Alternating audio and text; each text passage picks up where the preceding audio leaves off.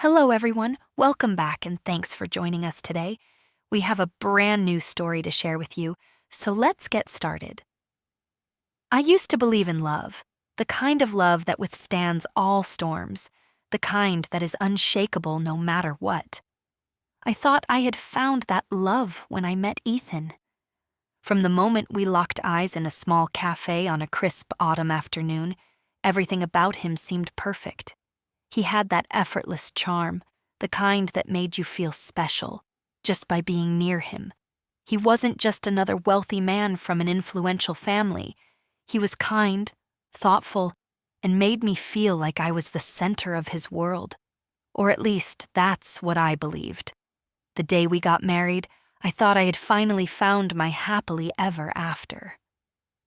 I remember walking down the aisle, my heart racing with excitement, my fingers clutching the bouquet tightly as I saw Ethan standing at the altar, waiting for me. His smile was warm, his blue eyes filled with something that I dared to believe was love. But looking back now, I wonder, was it truly love, or was it just another chapter in the carefully crafted illusion his family had built? Ethan came from the Montgomerys, a powerful, old-money family that practically owned half the city. His mother, Margaret Montgomery, was a force to be reckoned with, a woman whose presence alone could silence a room. I still remember the first time I met her, just a week after Ethan proposed. She had invited me to the Montgomery estate, a grand mansion that felt more like a museum than a home. The chandeliers sparkled like diamonds, the air smelled of expensive perfume, and everything was just perfect. Too perfect. Margaret sat at the head of the long dining table, her cold gray eyes studying me as though I were a specimen under a microscope. She sipped her wine slowly, each motion precise, calculated. When she finally spoke, her voice was smooth, almost polite, but I knew there was something behind her words. "So, Sophia, Ethan tells me you're an interior designer," she said, placing her glass down carefully. "That's charming, though I suppose the Montgomery name will provide more than enough security for you." I had smiled, trying to ignore the sting of her words. "I love what I do," I replied, determined not to let her rattle me. Her lips curled into something that might have been a smile, but it never reached her eyes. "I'm sure you do," she murmured, before turning her attention elsewhere, dismissing me like I was nothing more than a passing thought. That night, as Ethan and I left the estate, I voiced my concerns. "Your mother. She doesn't like me, does she?" Ethan laughed softly, wrapping an arm around my shoulder. "She just needs time, Sophia. She's protective of me, that's all. But she'll come around." I wanted to believe him, I really did. The first few months of marriage were blissful. Ethan and I lived in a beautiful penthouse overlooking the city, and every morning I woke up wrapped in his arms, believing we were truly happy. But Margaret's presence never faded. She would call at odd hours, making plans for Ethan that didn't include me. She made subtle remarks, little digs that chipped away at my confidence.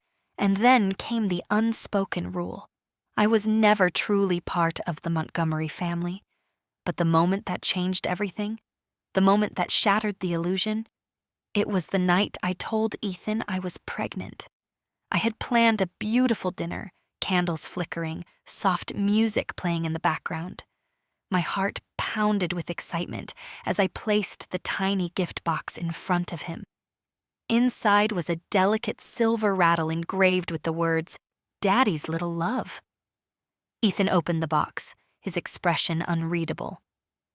"Sophia, is this—" I nodded, my eyes welling with tears. "We're having a baby, Ethan."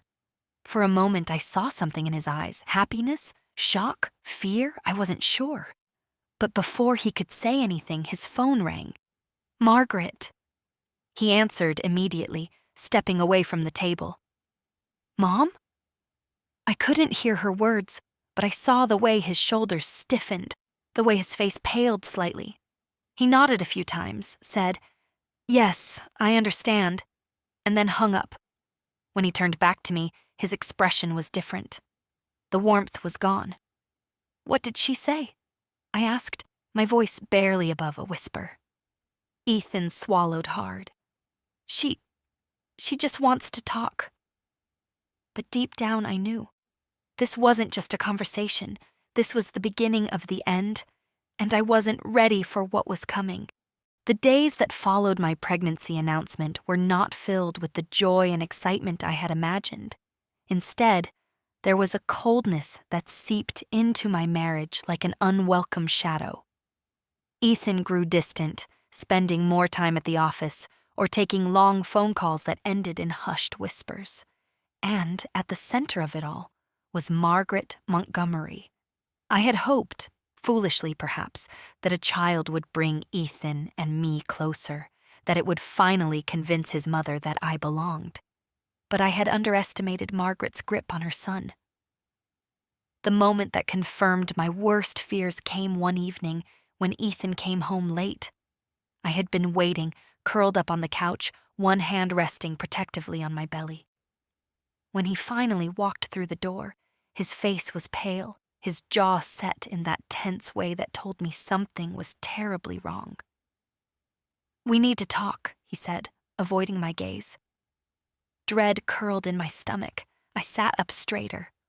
"What is it?" He hesitated, running a hand through his hair. "My mother. She's concerned, Sophia." I let out a dry laugh. "Concerned? About what?" Ethan finally met my eyes, and for the first time I saw something I never thought I would see in him. Hesitation, guilt, fear. "She doesn't think this is the right time for us to have a child." The air left my lungs. I stared at him, my heart pounding against my ribs. "What?" He exhaled, sitting down beside me, reaching for my hands. "Sophia, listen, this is a big decision. A baby changes everything. My mother just wants us to be prepared." Prepared? My fingers trembled as I pulled my hands away from his. "Ethan, we're married. We have a home. We have everything we need to raise this baby. What exactly does your mother think we're unprepared for?" He didn't answer right away. Instead, he looked down at the floor, as if trying to find the right words, and then he said something that made my blood turn to ice. "She doesn't think you're the right person to raise a Montgomery heir." Silence fell between us, heavy and suffocating. I felt like I had been punched in the gut. My throat tightened, my hands curling into fists.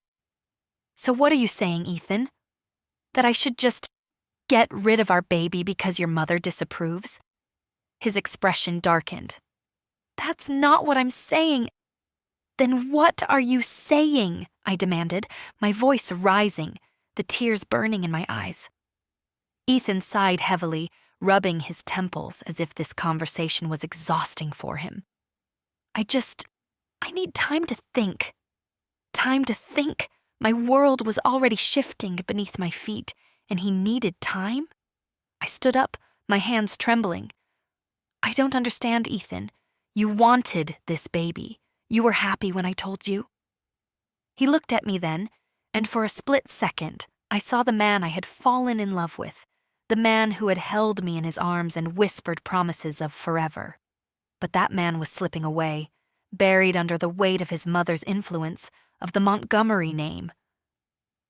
"I love you, Sophia," he said, but his voice lacked conviction. "But I have responsibilities, expectations." I shook my head, stepping away from him as the realization sank in. It wasn't just about the baby. It was about me. Margaret Montgomery had never wanted me in her family. And now, she had found the perfect way to get rid of me. Tears slipped down my cheeks, but I refused to let him see my weakness. "You need time?" I whispered, my voice shaking. "Fine. Take all the time you need, Ethan. But understand this, I will not let your mother decide the fate of my child." For a moment, I thought I saw something flicker in his expression. Regret, perhaps, but then, just as quickly it was gone. He stood up, brushing past me as he grabbed his coat. "I need some air," he muttered, before walking out the door. As the door slammed shut behind him, I stood there, my hands protectively cradling my belly, my heart shattering into a million pieces. And in that moment, I knew this was the beginning of the end. The days that followed Ethan's sudden departure were filled with silence, a deafening, suffocating silence that wrapped around me like a noose. He barely spoke to me, his presence in our home becoming a ghost of what it once was. I tried to tell myself it was just stress, that he needed time to come to terms with everything. But deep down, a voice whispered the truth I didn't want to face. Ethan was slipping away, and I was powerless to stop it. Then, one evening, everything shattered. I had spent the day preparing a small dinner, hoping that maybe, just maybe, we could sit down and talk like we used to. I wanted to remind him that our love was still there, that no matter what his mother said, we could fight for our family. But Ethan never came home for dinner. At first, I told myself he was just working late. But as the hours ticked by, that small hope began to twist into something much darker. Something was wrong. Unable to shake the gnawing feeling in my gut, I grabbed my phone and dialed his number. It rang and rang and rang, until finally, his voicemail clicked on. I clenched the phone in my shaking hands. I refused to believe I had become that wife, the paranoid, desperate woman who stalked her husband's whereabouts. But this wasn't paranoia. This was instinct. And so, against every logical thought in my head, I did something I never imagined I would do. I grabbed my car keys and drove. I wasn't sure where I was going, only that my heart pounded with a certainty I couldn't ignore. Ethan wasn't at work. He wasn't out with friends. He was with her. My suspicions led me straight to the Montgomery estate, where a private event was being hosted that evening. Ethan hadn't mentioned it to me, but I remembered seeing a glimpse of an invitation on his desk weeks ago. At the time, I had assumed he hadn't told me, because he had no interest in going. But now, standing outside the towering iron gates, I realized he hadn't told me because he didn't want me there. My hands were clammy as I stepped out of the car, my heart hammering so violently I could barely breathe. The estate was lit up, chandeliers glowing through the tall windows, laughter and clinking glasses filling the air. I had no invitation, but I didn't need one. I walked straight through the entrance, ignoring the doorman's protests. And that was when I saw him. Ethan, standing in the center of the grand ballroom, his hand resting lightly on the lower back of another woman. She was beautiful, elegant, draped in a silver gown that shimmered under the golden lights. She laughed softly at something he whispered in her ear, her fingers lightly grazing his arm. I couldn't breathe. My husband, the man I loved, the father of my unborn child. He wasn't hesitating. He wasn't struggling with his choice. He had already made it. My pulse roared in my ears as I took an unsteady step forward, my heels clicking against the polished marble. People turned to look, whispers rippling through the crowd as I approached. But I didn't care. I wanted him to see me. I needed him to see me. And when he finally did, his face paled. His hand dropped from the woman's back as if he had been burned. "Sophia," I lifted my chin, swallowing the lump in my throat. "So, this is what you needed time to think about?" The woman beside him, Margaret Montgomery's latest pawn, arched a perfectly shaped brow but said nothing. Ethan exhaled sharply, raking a hand through his hair. "It's not what it looks like." I let out a bitter laugh, my vision blurring. "Really? Because it looks exactly like what your mother wanted." Margaret's voice rang through the room before Ethan could respond. "Sophia, dear," she said smoothly, stepping into the scene like a queen taking her throne. You're causing a scene." I turned to her, my blood boiling. This woman had orchestrated everything. She had planted the seeds of doubt, manipulated Ethan's every thought, and now she stood before me, utterly composed, as if my marriage was nothing more than an inconvenience she was ready to erase. I turned back to Ethan, searching his face for any sign of the man I once knew. But he was gone, replaced by a coward too weak to fight for his own family. I took a deep breath, willing myself to stay strong. "You want me out of your life, Ethan?" My voice was quiet but sharp enough to cut through the tense silence. "Fine, but you don't get to walk away clean. You will regret this." His jaw tensed, but he said nothing, so I did the only thing left to do. I turned around and walked away, never looking back. I drove aimlessly through the quiet streets, my hands gripping the steering wheel so tightly that my knuckles turned white. My heart pounded against my ribs, my breath coming in short, shallow gasps as the scene from the Montgomery estate played on repeat in my mind. Ethan, the other woman, Margaret's smug satisfaction. It had all felt so surreal, like I had stepped into someone else's nightmare. But it wasn't a nightmare, it was my reality. When I finally pulled into my driveway, the weight of everything crashed down on me at once. I barely made it to the front door before my legs gave out, and I sank onto the porch steps, my body trembling. I wanted to scream, to cry, to break something, but there was nothing left to break. Ethan had already shattered everything. The sound of my phone vibrating against my purse broke through the suffocating silence. I hesitated before pulling it out, my heart lurching at the name flashing across the screen. Ethan. I stared at it, debating whether to answer. What could he possibly say to fix what had just happened? My hand hovered over the decline button, but at the last second, I answered. "Sophia." His voice was rushed, breathless, like he had been running. "Please, just let me explain." I laughed bitterly, though it came out more like a choked sob. "Explain what, Ethan? That you were holding another woman like I didn't exist? That your mother finally got what she wanted?" "It's not like that," he insisted, but his voice wavered. "You don't understand." "Oh, I understand perfectly," I snapped, rising to my feet as rage boiled inside me.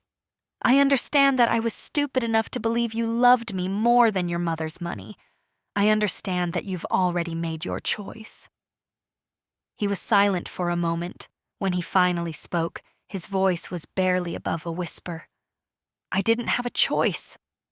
Something inside me snapped. "No, Ethan, you did. And you chose her. You chose them over me, over our child."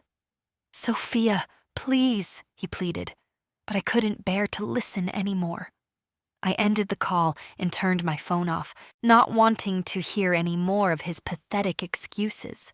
Whatever he had to say didn't matter anymore. The man I had loved was gone, a new beginning or a final goodbye. The next few days passed in a haze. I barely ate, barely slept. Every time I closed my eyes, I saw Ethan's face, his hands on that woman's back, his mother's triumphant smile. My emotions swung wildly between devastation and fury. I couldn't let this break me, not now, not when I had so much to fight for. And so, on the third morning, I did the one thing I knew I had to do. I called a lawyer, sitting in the cold leather chair of the law office, my hands curled into fists in my lap.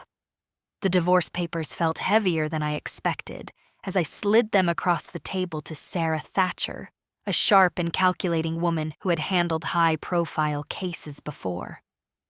"You're making the right decision," she assured me, flipping through the pages. I nodded, swallowing the lump in my throat. "I just want to be free of him, of all of them." Sarah gave me a knowing look. "Then, we'll make sure this is over quickly." As I left the office, A strange sense of clarity settled over me. This wasn't the end, it was the beginning of something new. But just as I reached my car, my phone buzzed again. This time, it wasn't Ethan. It was Margaret Montgomery. My blood ran cold. I hesitated for a moment before answering. Hello? A pause, then her voice, cool, poised, and filled with condescension. You've made quite the mess, Sophia. I tightened my grip on the phone. I'm cleaning it up just fine. She let out a slow, calculated sigh. Divorcing Ethan won't be as simple as you think. I clenched my jaw. Watch me. Margaret chuckled softly, and the sound sent a chill down my spine. You really think you can walk away from the Montgomerys? You were never one of us, dear. But you should know, I don't let go of things that easily. The call ended, leaving me standing there, my heart racing. Margaret wasn't done with me yet. I gripped the steering wheel so tightly that my knuckles turned white, my mind still reeling from Margaret Montgomery's chilling words. I don't let go of things that easily. Her voice echoed in my head, a venomous promise disguised as a warning. My instincts screamed at me that this wasn't just a petty threat, it was a declaration of war. By the time I reached home, my hands were shaking. I had thought that leaving Ethan would be the hardest thing I'd ever do, but I had underestimated the Montgomerys' grip on everything and everyone they touched. My name was on that list, and Margaret had no intention of letting me go without a fight. I barely made it through the front door before my phone buzzed again. I hesitated, my pulse spiking at the unknown number flashing on the screen. I knew better than to answer strange calls now. But something inside me, the same reckless part that had dared to love Ethan despite all the warnings, pushed me to pick up. Hello? My voice came out steadier than I felt. A pause, then a smooth, almost too friendly voice. A lawyer. Margaret's lawyer. Mrs. Montgomery, the man on the other end drawled, purposefully using Ethan's last name as if it still belonged to me. I'd like to discuss a proposal regarding your upcoming legal separation. My stomach twisted. Of course, the Montgomerys wouldn't sit back and let me leave cleanly. They wanted control over the divorce, just like they had controlled my entire marriage. I swallowed the anger rising in my throat. I don't need a proposal. I've already hired my own lawyer.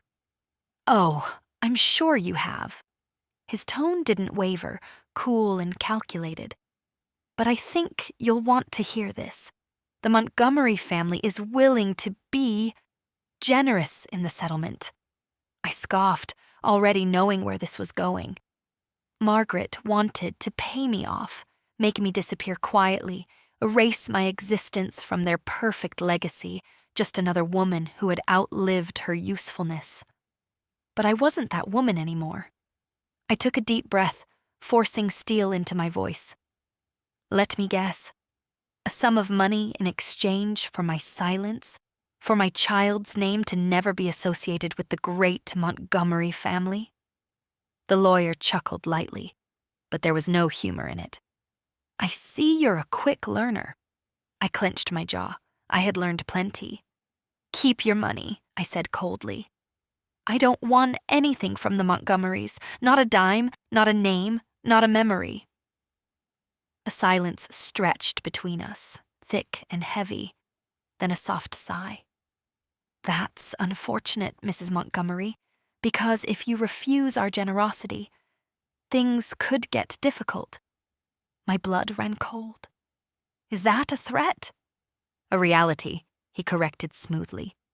You may not want anything from the Montgomerys, but they own a lot more than you realize: the job market, the courts, custody arrangements. I froze. Custody. My stomach flipped, nausea rolling through me. They wouldn't dare, but they would. Margaret wasn't just trying to erase me, she was trying to take my child. I gritted my teeth, my entire body trembling with rage. This was why Margaret had been so smug at the dinner. She had already been planning this. She didn't just want me out of Ethan's life, she wanted me destroyed. I forced out a slow breath, keeping my voice even. If you think I'll let you take my child, you're delusional. The lawyer sighed again, as if I were some unfortunate fool refusing to take a golden deal. Mrs. Montgomery, I suggest you reconsider. Fighting the Montgomerys in court is exhausting and very, very expensive. I hung up. I wasn't playing this game. A battle I was ready to fight. My hands were still shaking when I called Sarah. They're threatening custody? I blurted out the second she answered. They think they can take my child, Sarah. She didn't even hesitate. Let them try. For the first time since that dinner, I felt something other than fear. I felt determination. Margaret wanted a war. She just got one. I sat in Sarah's office, my hands clenched into fists as I replayed the lawyer's veiled threats in my mind. Custody.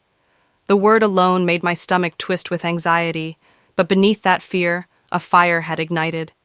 I had let the Montgomerys control my life for too long. This was my child, my flesh and blood. They would not take him from me. Sarah's sharp gaze met mine from across the desk, her fingers tapping lightly against a folder filled with documents. "Lena, I need you to prepare yourself," she said, her voice calm but firm. "Margaret and the Montgomerys don't play fair. They will dig up everything they can to discredit you as a mother. They will paint you as unstable, irresponsible, even unfit." I swallowed hard, my throat dry. "I know," I whispered, feeling the weight of the battle ahead pressing down on me. "But I won't back down. I won't let them win." Sarah nodded approvingly. "That's exactly the attitude you need. We'll file for full custody immediately. The sooner we take legal action, the harder it will be for them to pull any tricks." She paused, her eyes narrowing slightly. "But I need you to tell me everything, Lena, every possible weakness they could use against you." I hesitated. I had nothing to hide, or at least I thought I didn't. But then a sickening realization crept in. Josh, my ex-husband, the man I had left behind. I clenched my jaw. "Josh," I murmured. "If Margaret digs into my past, she'll find out about him, about the abuse." Sarah leaned forward, her expression unreadable. "Is there any legal record of it? Police reports? Medical records?" I shook my head, shame burning in my chest. I never reported him. I was too scared, and back then I still believed he could change. Sarah sighed, but she didn't look disappointed. If anything, she looked determined. "All right," she said. "That means we have to stay ahead of them. If Margaret finds Josh, she could use him as a witness against you. Try to make you seem like an unreliable mother." A chill ran through me. I could already imagine the twisted narrative Margaret would spin. A woman who made poor choices, a woman who couldn't provide stability, a woman who was reckless enough to marry an abuser. I forced my breathing to steady. They wanted to drag me through the mud? Let them. I met Sarah's gaze. Then we find Josh first. A ghost from the past. The next morning, I sat in the corner of a small cafe, my fingers wrapped tightly around a cup of coffee that had long gone cold. Across from me sat the one man I had spent years trying to forget. Josh looked the same, yet different. His once confident posture was slouched, his face gaunt and tired, his once piercing gaze dulled by years of regret and mistakes. If Margaret was hoping to use him against me, she had miscalculated. I placed a folded stack of papers on the table. "I need you to sign this," I said, keeping my voice neutral. Josh eyed the papers, suspicion flickering in his weary eyes. "What is this?" "A statement," I replied. "It confirms that we were married, that there was a history of domestic abuse, and that I left you because of it. It also states that you have had no contact with me or my child since our divorce." Josh let out a dry, bitter laugh. "So, you want me to sign a confession?" I stared at him, unblinking. "It's the truth." He leaned back, rubbing a hand over his face. "And what if I say no?" I expected that. but I had come prepared. I reached into my bag and slid out a small, worn envelope. Then I go to the police. Josh's entire body stiffened. I may not have filed a report back then, I continued, my voice calm but laced with steel. But I kept everything, Josh. Every threatening text, every photo of my bruises, every voice message where you apologized and begged me to come back. He swallowed hard, his hands balling into fists. He knew I wasn't bluffing. "You're working with a lawyer now?" he asked, his tone bitter. "Yes," I said simply, "and if you try to fight me on this, I'll press charges." Josh was silent for a long time. Then, with a heavy sigh, he reached for the pen. I watched as he scribbled his signature, sealing his own fate. As he slid the papers back to me, he let out a humorless chuckle. "You've changed, Lena." I met his gaze, my expression unreadable. I had to. I stood up, pocketing the signed statement. Josh had been a nightmare from my past, but I had just turned him into my weapon. Margaret had wanted a fight. Now, she was getting one. The day had finally arrived. As I stepped into the towering courthouse, my heart pounded so loudly it nearly drowned out the rhythmic clicking of my heels against the marble floor. This was it, the moment I had fought for, the moment that would decide my future and my child's. Margaret Montgomery had thrown every trick in the book at me. She had tried to discredit me, calling into question my financial stability, my past relationship with Josh, and even my emotional well-being. She had hired the best lawyers money could buy, determined to rip my son away from me and mold him into another Montgomery heir. But I wasn't backing down. As I entered the courtroom, my eyes locked onto Margaret's. She sat poised and unshaken, dressed in an immaculate navy blue suit, her icy stare filled with confidence. At her side was Daniel, my ex-husband, looking more exhausted than I had ever seen him. He avoided my gaze, but I could see the guilt eating away at him. I took my seat beside Sarah, my lawyer, who gave me a reassuring nod. "We're ready," she murmured. "No matter what happens, Lena, you need to stay strong. Margaret will try to rattle you." I took a deep breath. Let her try. The judge entered, and the proceedings began. Margaret's legal team was ruthless. They painted me as an unstable, reckless woman who had once been married to an abuser, who had no strong financial background, and who had irresponsibly taken her child away from his rightful family. Then they brought out their secret weapon, Daniel. He hesitated as he took the stand, his hands visibly trembling. My stomach clenched. I had no idea what he was going to say. The opposing lawyer stepped forward. "Mr. Montgomery, do you believe your son would be better off with the Montgomery family?" Daniel swallowed hard, his gaze flickering to Margaret. I could see the battle waging within him, loyalty to his mother, or finally standing up for the family he had abandoned. He closed his eyes for a moment before exhaling, and then, in a voice barely above a whisper, he said, "No." Margaret's head snapped toward him, her eyes widening in disbelief. Daniel continued, his voice gaining strength. "No, I do not believe my son would be better off with the Montgomerys, because I was raised as a Montgomery, and I know exactly what it did to me." A murmur rippled through the courtroom. I sat frozen, my breath caught in my throat. Daniel turned his attention to the judge. "Your Honor, I made the worst mistake of my life when I let my mother control me. When I left Lena and my son, I thought I was doing what was best for my legacy, for my family name. But I was wrong. My mother doesn't want custody for the sake of my child's well-being. She wants control." Margaret's face twisted with rage. "Daniel, stop this nonsense!" she hissed, her composure finally cracking. But Daniel ignored her. He turned to me, and for the first time in years, I saw something in his eyes. Remorse. "I don't deserve forgiveness," he said, "but I refuse to let my son grow up in the same cold, manipulative environment that ruined me. He belongs with his mother, with Lena." A stunned silence filled the courtroom. Even the judge seemed momentarily caught off guard. Sarah seized the opportunity. She stood, her voice calm but powerful. "Your Honor, my client has proven that she is a loving, capable mother. Despite the Montgomerys' influence, she has built a stable home, secured employment, and demonstrated unwavering devotion to her child. Meanwhile, Margaret Montgomery's only argument for custody is rooted in wealth and status. But money does not raise a child. Love does. The judge's gavel banged against the desk.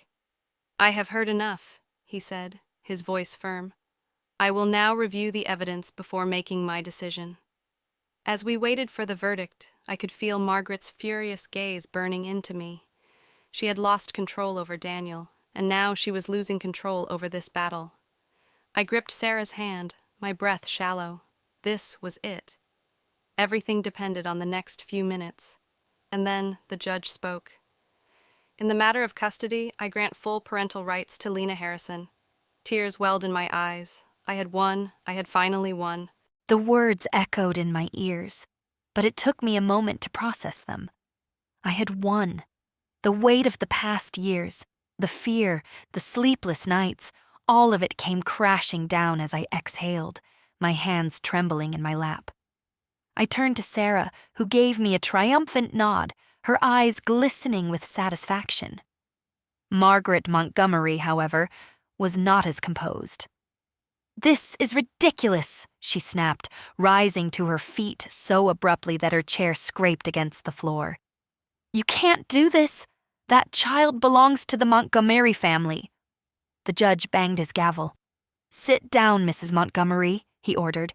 "My decision is final. Your petition for custody is denied." Margaret clenched her fists, her face twisting with rage. For the first time, the mask of the powerful, untouchable woman cracked, revealing nothing but pure, seething hatred. She turned to Daniel, her voice sharp and venomous. "You did this," she spat. "You betrayed your own family." For her, Daniel, to my surprise, didn't cower this time. Instead, he lifted his chin, meeting his mother's glare with quiet defiance. "I made my choice, Mother," he said, his voice steadier than I had ever heard it. "And, for once, it's the right one." Margaret's lips curled in disgust. "You'll regret this, both of you." And with that, she stormed out of the courtroom, her heels clicking against the marble floor. The tension she left behind lingered in the air like a storm that had yet to pass. I turned my attention back to Daniel. He was still standing there, looking at me as if he wanted to say something, but the words wouldn't come. Finally, he let out a soft sigh. "I meant what I said, Lena," he murmured. "I don't expect you to forgive me, but I needed to do this." For the first time in years, I felt no anger toward him, no resentment, just closure. "I know," I said, my voice quiet but firm. "And I meant what I said, too. My son is mine, and I will never let anyone take him from me again." A sad smile flickered across his face, and for a brief moment, I saw a glimpse of the man I had once loved, the man who had once held my hand and promised forever. But forever had been a lie, and this was where our story truly ended. As I walked out of the courthouse, I felt the weight of the past finally lift from my shoulders. The sky was clearer, the air lighter, and for the first time in so long, I was free. I turned my phone back on, and a flood of messages from Clara popped up. "Did you win? Please tell me you won. Call me as soon as you can." I laughed softly, my heart swelling with gratitude. I dialed her number, and the moment she picked up, I could hear her holding her breath. "Well?" she demanded. I smiled, glancing up at the bright blue sky. "I won." A shriek erupted from the other end of the line. "Yes! I knew it! Oh my God, Lena, I am so proud of you!" Tears filled my eyes, but this time, they weren't tears of pain. They were tears of relief, of joy, of the undeniable truth that I had fought my battle. And I had won. I looked ahead at the road before me, the endless possibilities stretching out before me like an open book. A new chapter had begun, and this time I was the author of my own story. Lena's story is more than just a tale of heartbreak and betrayal. It is a powerful testament to the strength, that lies within every woman who dares to reclaim her life. She faced manipulation, abandonment, and an uphill battle against those who tried to control her. But instead of crumbling under the weight of her past, she fought back, she rose, and she won. Not just in court, but in life. Her journey reminds us that no matter how dark the road may seem, there is always a way forward. With resilience, self-love, and the support of those who truly care, anyone can rebuild from the ruins and create a future filled with hope and happiness. What do you think about Lena's decision to fight back? Do you believe Daniel's regret was genuine, or was it just another attempt to regain control? Let us know in the comments below. If you enjoyed this story and want to hear more real-life experiences of betrayal, redemption, and strength, don't forget to like this video, leave a comment, and subscribe to Men's Cheating Story for more gripping stories. Hit the notification bell so you don't miss the next part. Stay strong, stay empowered, and remember, you deserve a love that never makes you question your worth.